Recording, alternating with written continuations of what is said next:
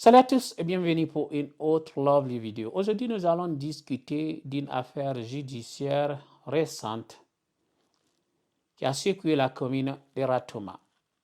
Dans un pays normal, une boîte de nuit ou un maquis ne devrait pas être construite dans des lieux résidentiels. Imaginez en train de dormir dans votre maison et derrière cette maison se trouve un bar ou une boîte de nuit en train de jouer la musique toute la nuit et que le lendemain, vous devez aller au travail ou vos enfants doivent aller à l'école. Et heureusement, pour ce monsieur, la justice guinéenne a pris une décision importante en faveur de la partie civile. Restez avec moi pour en savoir plus sur cette affaire passionnante. Il y a quelques jours, le feuilleton judiciaire opposant un citoyen du nom de Amadou Diallo au propriétaire et occupant du nightclub Galaxy Ziama a pris fin. Ce club est situé dans le quartier Lamayi Waria, dans la commune de Ratoma. Les prévenus ont été jugés coupables de bruit, tapage nocturne et injures. Le tribunal de première instance de Dixon a rendu son verdict et a condamné les 4 prévenus. Jean-Marie Baba, qui est le propriétaire de l'établissement, Leki Topavogui, le gérant du nightclub, ainsi que Koikoi Biavogi et Bala Moussa Keita, les animateurs, ont tous été condamnés à 3 mois d'emprisonnement, entre autres sanctions.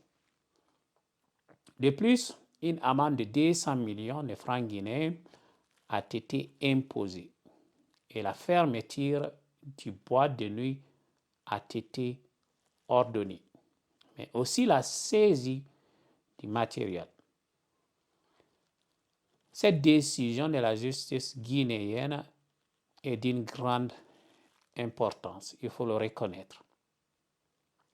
Elle envoie un message clair selon lequel les établissements de divertissement ne peuvent pas impunément perturber la tranquillité des quartiers résidentiels. La protection du bien-être des résidents partout en Guinée doit être prioritaire. Et cette affaire est un exemple fort de la volonté de faire respecter ces droits.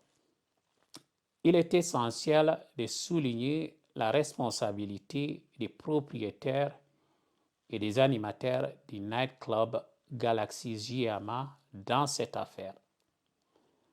En exploitant un établissement de nuit dans un quartier résidentiel, ils ont violé les règles et perturbé la vie quotidienne des habitants. Il est donc juste que des sanctions sévères aient été prises à leur encontre. Pour conclure, je suis satisfait de la décision de la justice guinéenne dans cette affaire. La protection des citoyens et le respect de l'environnement résidentiel doivent être au cœur de nos préoccupations. On ne peut pas se comporter comme si nous étions dans un pays sauvage. Si vous avez aimé cette vidéo et que vous souhaitez rester informé, n'oubliez pas de cliquer sur le bouton s'abonner pour ne manquer aucune de mes prochaines vidéos. Merci d'avoir regardé et à très bientôt. Ciao.